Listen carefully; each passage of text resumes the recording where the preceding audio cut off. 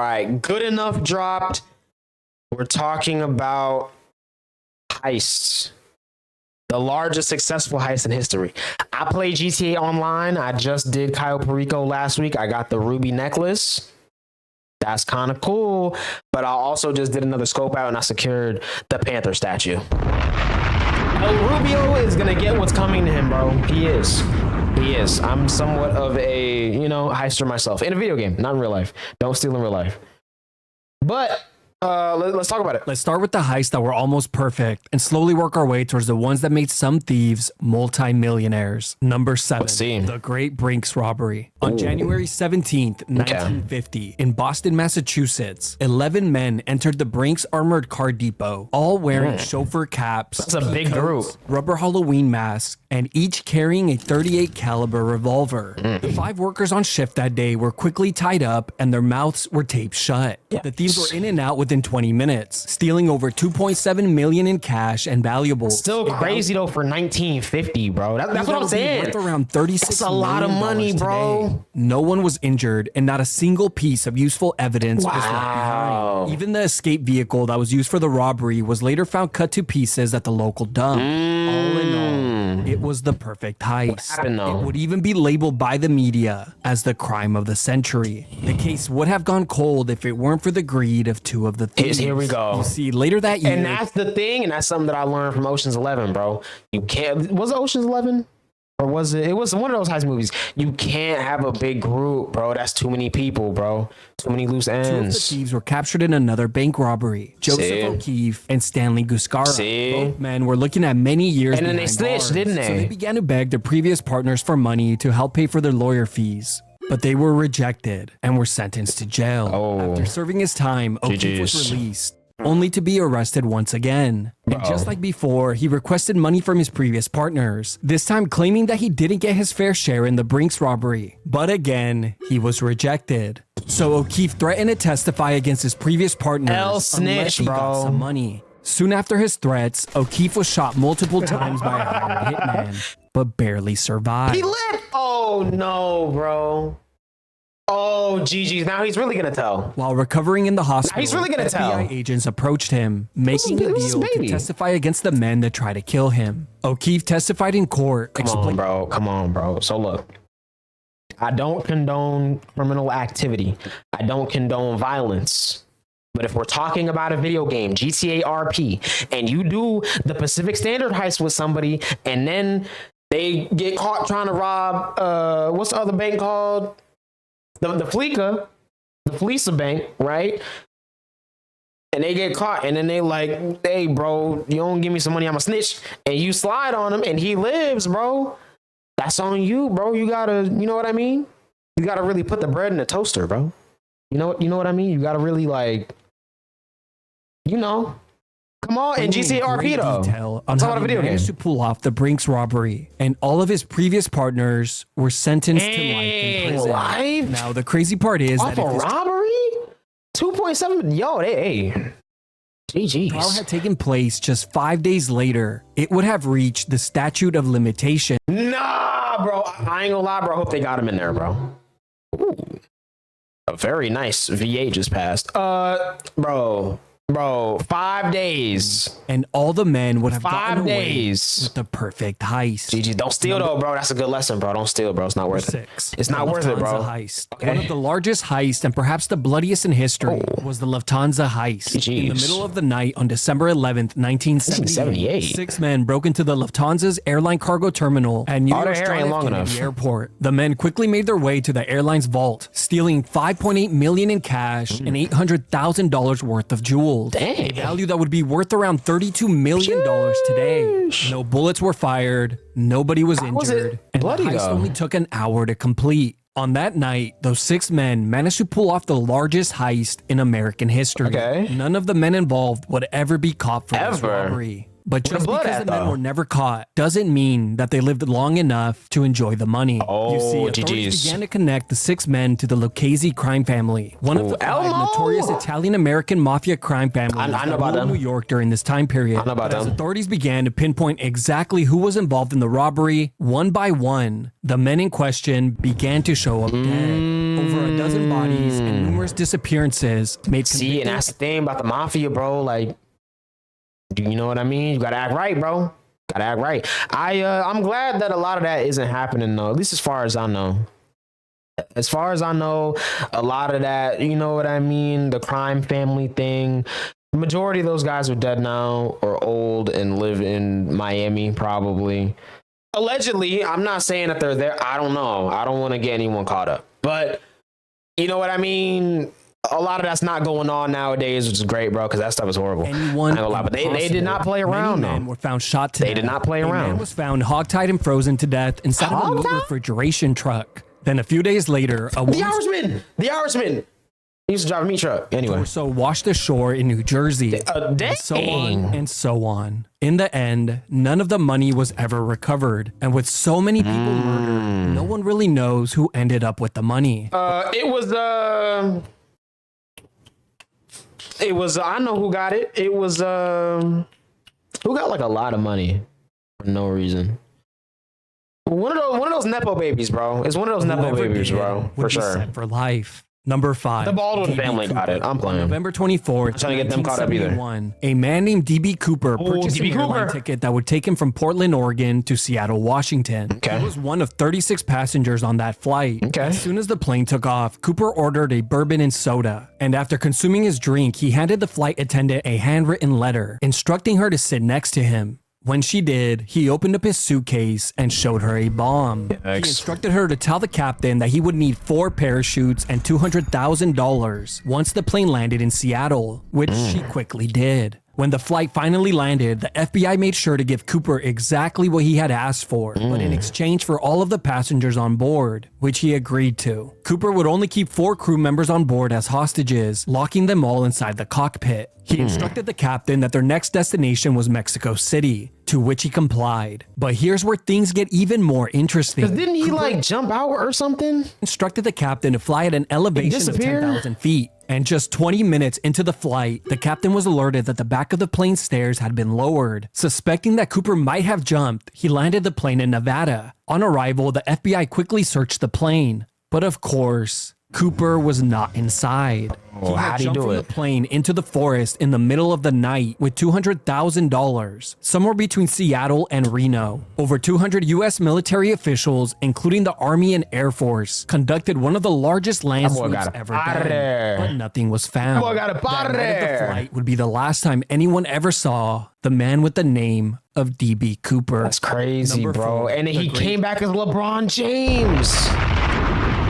He came back as LeBron James, one of the greatest basketball players not playing. train robbery. On August 8th, 1963, Okay, 1963. a gang of 15 robbers intercepted a Royal Mail train in Buckinghamshire, England. The robbers had stuffed the glove over I thought this was just in the U.S. Oh no, it's just it's in history. All right. railroad light and powered the red light using a portable battery, causing the driver of the train to come to a complete stop. As the driver went to investigate why the train was signaled to stop, he was quickly attacked and hit Dang. over the head with the metal pipe, then handcuffed and That's a thrown to the GTA side of moment. the tracks. The robbers would escape with 2.6 million pounds, a value that would be around 46 million pounds today, or approximately $60 million. After the robbery, all 15 men and 2 key informants met at a farmhouse. Informants? There, they evenly split the money and informants? fled. The farmhouse was then set ablaze by 6 men who were paid to destroy all of the evidence. But unfortunately for the thieves, the 6 men did such a terrible job that the police were able to acquire all of the burglars' fingerprints. See, this is why you don't outsource dirty work, bro. Like, bro, it's a good thing I'm a good guy, bro, and I don't, you know what I mean, do this kind of stuff because, like, bro, come on, bro. But at the same time, this is 1963. They never played GTA Online before, bro. They don't know how to do this, bro. Lester's never helped them out. So it's like, you know what I mean? But like, don't do this stuff though. Like, it's like what I'm saying. But like, if you are though, don't be this dumb. You know? But I mean, then again, all criminals are dumb. They're only smart till they get caught. Which they Ain't gonna lie. found on a Monopoly board. Thanks to the board game, 15 At the same time, though, if the FBI want to hire me to like if y'all want help to like figure out this kind of stuff, get me on board, bro. I could probably help y'all. I don't even have, you know what I mean? Any type of like, there's nothing related to this on my resume at all. But like, I could, you know what I mean? I can help y'all out, bro. Give me a little check. Maybe, hey, a decent salary in a black suburban. I will stop posting on the internet, bro. I will wear that FBI jacket, and we could be law and order up in here. You feel me? And I'll help you catch thieves, these thugs. 17 members would get arrested. Let's put these thugs behind bars, guys. Come on. Only one of the members was acquitted, as there just wasn't enough evidence to convict him. Meanwhile, the other member, who was believed to have had inside information on the train and the valuables it was carrying, was never caught or identified. And to this day, this man remains a complete mystery. He is only known by his alias, the Ulsterman. Ooh, it's actually not even a man, it's Meryl Streep.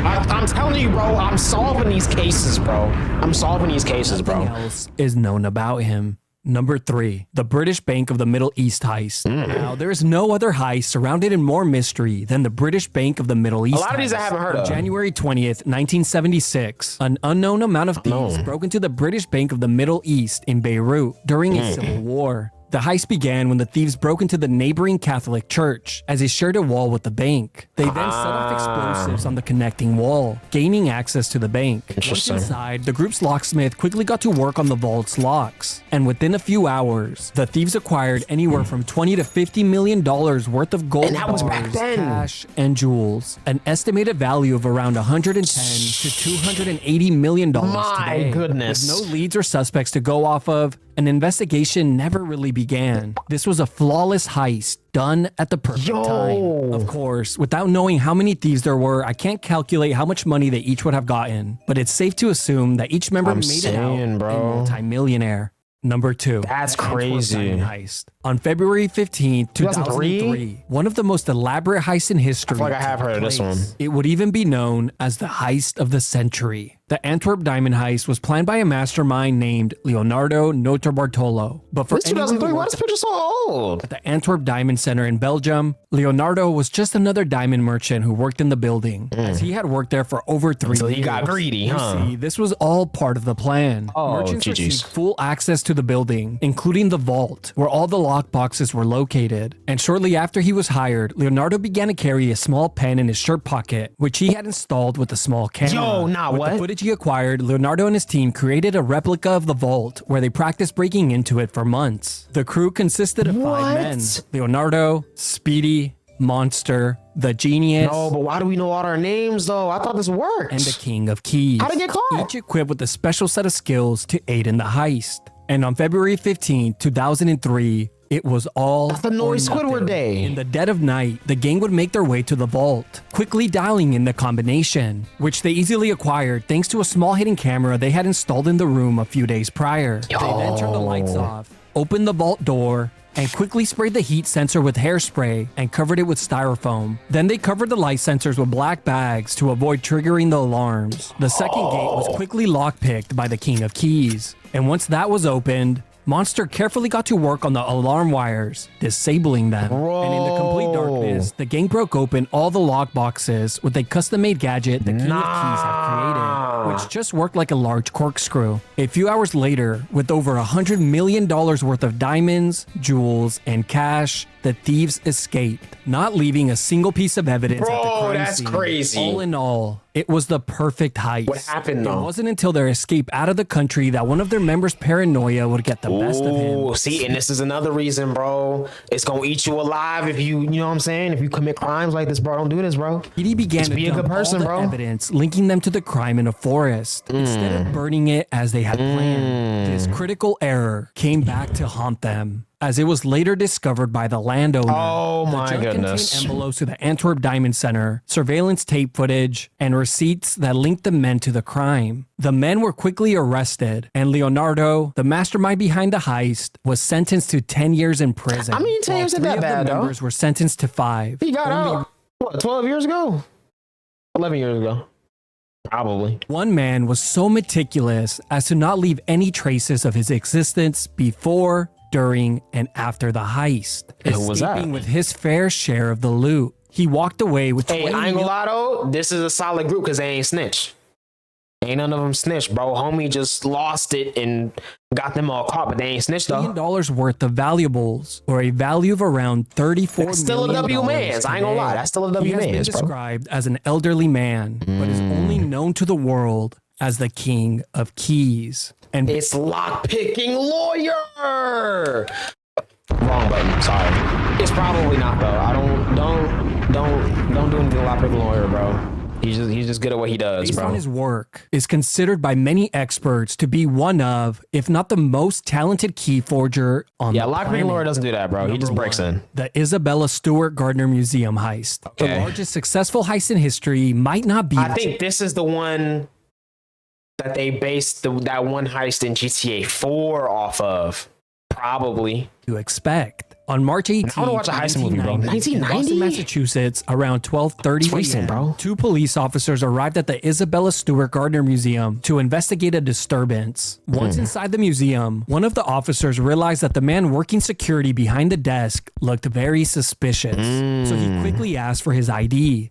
As the man slowly got up from the desk and approached the two officers, he realized that one of the officers' mustaches looked to have been glued on, but it was too late. Oh no, they got him. They got him. And handcuffed. They got him. As the second security guard arrived, he was immediately handcuffed as well. Oh no. Both men were then taken to the basement and cuffed to a steam pipe. They then had their arms, legs, and eyes tightly duct taped. You see, the emergency button to signal the police was located on the security desk, and the moment the worker got up to show his ID, he had left it unattended. For the next hour, the two thieves disguised as police officers would easily acquire. They got Bolden Brash? That's a crazy piece, bro. I ain't gonna lie. Pieces of art valued at around $200 million, or around $500 million in today's money. Bro. And with minimal adversity, the two thieves had pulled off the largest and most lucrative heist of all time. I ain't gonna lie, I feel like art heists are the sickest one. Like that's cool. Low key. Again, I don't condone criminal activity or thievery, none of that. But like, if you're gonna do it, bro, take art. I ain't gonna, but like, don't do it though. Is what I'm saying. Don't do that. That's weird. Again, I want to work with, not really want to, but like, if they want me, you know what I mean. I'll think about it. Not a single piece of useful evidence was left behind, and to this day, no one really knows what happened to those valuable pieces. They're sitting in Jay-Z's house, bro. More than likely sold on the black market. Sitting in Jay-Z's house right now, bro. The thieves responsible for the heist were never caught, and the only thing the FBI would ever put forward is this terrible sketch of the thieves. No arrests related to the case have ever that's been crazy. made. You see, the thieves knew that Baines... And that was in 1990, and they probably wasn't even that old then, bro. It was probably about, what, like 30? So they probably like 60 now, bro.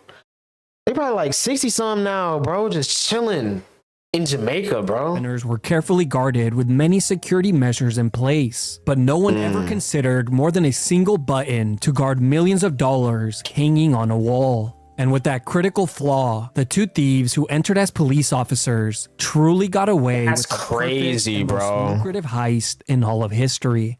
I ain't gonna lie to you, stuff like that is why I'm so glad that like security has evolved and gotten so much better. Cause like the fact that, you know what I mean, a homie just working security, he sees two cops come in, obviously you know what I mean, there's kind of that power imbalance there. So he's like, well, they the rulers of the law, you feel me? If they tell me they get to get up and give them my ID, you know what I mean, I gotta do that. Whereas like now, like they probably have very specific, you know, things in place to where like it don't matter who it is, you don't get up from that desk for like leave any of that unattended unless it's like the president, bro. And even still, you probably can't even do that. You know what? Like, I'm just glad the security's gotten better. And, you know, CCTV and all that. I love that one heist from 2013 where them boys ran up in the mall with them mopeds or whatever. Masks on, stole however much stuff in like 3 minutes and dipped. And then they found the bikes, and I don't think they ever found the guys. That was like 11 years ago. That was great, but it's only a matter of time, bro, because they was caught on CCTV, bro. They was caught on CCTV, bro. Like, I'm just glad all that stuff's good. Because, like, I hate criminals, bro, in real life. In video games, though, I love them. And in movies, oh my goodness, I'm always gonna root for them, bro. In movies, like the fake ones. We're speaking of, what's some good heist movies? I need to watch Money Heist. I haven't watched Money Heist yet, that show. But I've seen all the Ocean's movies. I've seen Baby Driver, you know. I've seen a bunch, bro, but like I need some modern ones. The Italian Job, the original one, and the newer one with Mark Wahlberg. I've seen all those. I need the newer ones though. I ain't gonna lie. I definitely need the newer ones. Put me on. But this is a banger video though, bro. Like I said, I do not condone criminal activity. Don't steal, whether it's a large heist or, you know what I mean? Don't even steal $1 from your mom, bro. Don't do that, bro. Just be a good person, bro. I ain't gonna lie. But these are fire, though. I ain't gonna lie. Shout out to all them old guys out there, bro, that got away with it and they just chilling now, bro. I ain't gonna lie. Because at the end of the day, like I said, bro, the statute of limitations passed. Their conscience will probably eat them up, but they did it, though, I guess. So that's cool for them, but don't do it. Don't be dumb. Don't be dumb, bro.